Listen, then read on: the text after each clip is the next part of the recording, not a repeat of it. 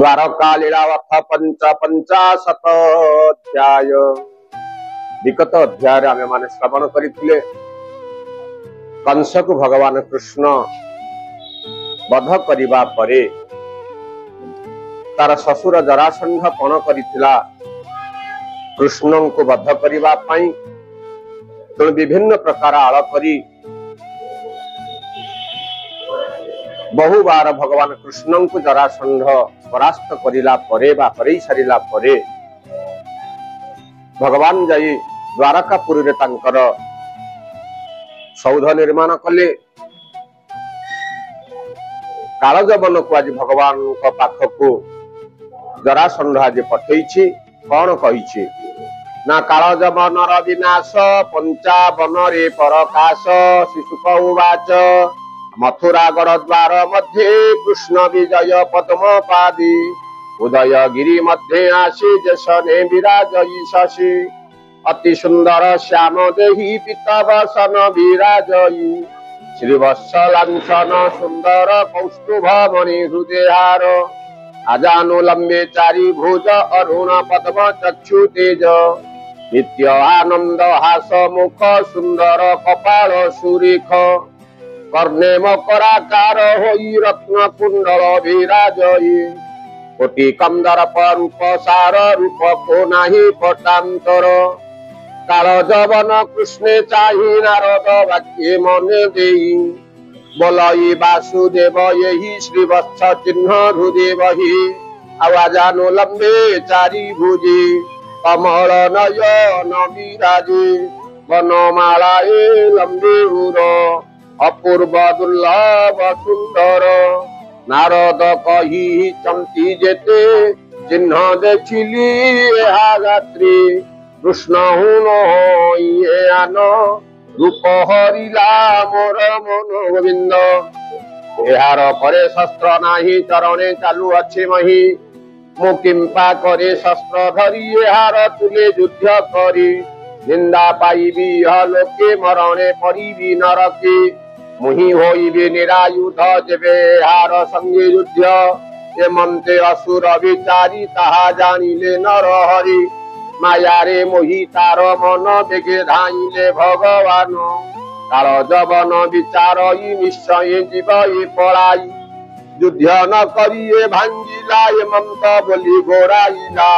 जे हरि जोगी के दुर्लभ तांको मनई सुलभ धरिबा आशी कृष्ण पछे झपन धाइला प्रत्यक्षी कष्ट लागई कृष्ण देहे पाद बाजई बेनी पाई एमंते दूर पथ नहीं बन गहने भावग्राही कृष्ण को गोराई जबन बोलई पुरुष वचन जादव कुले जात होई डरे पलाऊ काहि पाई उचित नुहई तो जस लोके करिबे उपहास निंदई गोविंद महिमा जनु अटई न कर्मा हेमंत वाक्य देई गाई गिरी गहने जाई मिली पशिले गिरी गह्वर रे जबन घेनी अंधकारी हरि होइले अंतर्ध्यान भितरे पशिला जबन आउ चाहई चौदिग कोपे पुरुष देखिला समीपे शयने निद्रागत होई उत्तान मते अच्छी सोई देखी बोइला क्रोध मने निंदित पुरुष वचने केते योजन मते आनी मोहर महिमा न जानी साधुंक प्राय अच्छी सोई गोविंद मिछे बोजिणा चक्षु दुई गोविंद मरण काले निद्रा गले गोविंद काल के बंचाइब भले गोविंद एमंत करी घोर नाद गोविंद हृदय माइला बेनी पाद गोविंद वज्र समान पाद बाजी तार निद्र गला भाजी उठी बसिला महाबली चाहाई नयन निरोली बेनी पारुष आग पछे जबन देखिला प्रत्यक्षी कोपे कंपई तार देही नयने अनर जलई अग्नि उठिला महाघोर पड़िला जबन ऊपर देखंती प्रभु नारायण भस्म होइला तत्क्षण शुणी परीक्ष पचारई व्यास नंदन मुख चाही भोमुनि शैला पुरुष कहतु तार नाम किश ताहार पुत्र महाबली नयने अग्नि पर ज्वली काल जबन भस्म गला ये तप केमते साधिला निद्रारे गिरी मध्य सोई कह से पूर्वे थिला काहि कहन्ति व्यासंक कुमार इक्ष्वाकु वंशे नृपवर मंधाता नामे मही इंद्र तार कुमार मुचुकुंद विप्र सेवक सत्यवादी सद्गुण अगाध जलधि ताहाकु देवगणे आसी कहिले वचन विश्वासी आम्भे छाड़िलु स्वर्गपुर तोर शरण नृपवर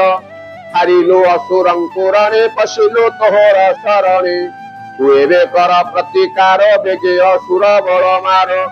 एमं त कही सुर वृंद घेनाई गले मुचुकुंद असुर तुले कले रण गगन पति देवगण मुचुकुंदर तीक्ष्ण बाणे असुर पलाइले रणे अनेक गले प्राणे नाश रहिले पंच सात शेष कार्तिके पाई सेनापति देवता मेले बृहस्पति बोलमती चाही मुचुकुंद राजन होइलु आनंद तो दश पर उपकार संपद रक्षिलु आंभर तू आउ न कर समर असुर भय गला दूर तू मंचपुरे नृपवर आम्भे आनिलु एते दूर निश्चिंते राज्य तोर थिला युद्धे अनेक काल गला सुत करता बंधु गोत्र सकल हेले कालग्रस्त प्रजा जे थिले तोर तुले काले सकल नाश गली दैव बलि काल बलि जंतु को कर्म बलि गिरी ईश्वर भावे ताले काल पशु को जन्हे पशुपाल विष करिबु नर लोके करिबु पुत्र रारा सखी राजन छार मनु चिंता आम्भे होइलु वरदाता धन संपद काम जेते मागतु देवो अप्रमिते मोक्ष को नहु अधिकारी मोक्षर दाता नर हरि देवंक वाक्य कर्णे शुणी राजन मने मने गुणी देवंको करी नमस्कार बोल जोड़ी बेने कर सेवरे मोर कार्य नाही निद्रा पीड़ित मोर देही शुणी सानंद देवे मने मिलिले दुर्गम कानने गिरी कंदरे सज्जा करी तही सुआई दंडधारी बोइले इंद्र आदि देवे तोहर निद्रा जे भांगिबे तोर नयन अग्निबाणे भस्म होइबे तत्क्षणे एमं त कही देवे गले कृष्ण जानन्ति ताहा भली जबन मराइले नेई सुन राजन चित्त देई काल जबन भस्म गला सुन हो गोविंदर लीला कृष्ण शरीर तेज राशि गिरी कंदर तमनाशी चकिते चाही नृपवर देखिला ब्रह्मांड ठाकुर नील जलद तनुवर्ण पितवसन परिधान श्रीवत्स चिन्ह मणिकंठे रत्न मेखला कटी तटी सुंदर वनमाला साजे निज आयुध चारी भुजी प्रसन्न वदन गोपाल श्रवणे मकर कुंडल अति सुंदर हास मुख तिलक सुमना सारेख आजानुलम्बे चारी भोज विक्रम सिंह प्राय तेज हेमंत कृष्ण देहि तेज देखि चकित महाराज आ गोविंद तेजे हरषित संकिते जोड़ी बेनी हस्त कृष्ण वदन अरविंद चाही बोलई मुचुकुंद गोविंद बोलई रास जगन्नाथ कृष्ण चरित भागवत गोविंद गोविंद गोविंद पदुगलुचि मकरंद कृष्ण वचन अरविंद चाही बोइले मुचुकुंद गोविंद गोविंद गोविंद पदुगलुचि मकरंद सर्वे बोल आनंदे कबार हरि बोल। आदि जना पड़े भगवान कृष्ण मोक्ष दबार से होउछन्ते एकमात्र अधिकारी पुरुष मुचुकुंद महाराज को तांकर कार्य संतुष्ट होई तांको जो वर प्रदान करथिले जे तमे शयन कर तम शयन को जे तमर निद्रा भंग करिवो तमर से आखिर जो अग्नि से अग्नि दे से जड़ी पड़ी ध्वंस हो जिवो। तेणु आजिर दिन रे काल जबनर विनाश घटी मुचुकुंद आज भगवान को मध्य दर्शन करिछि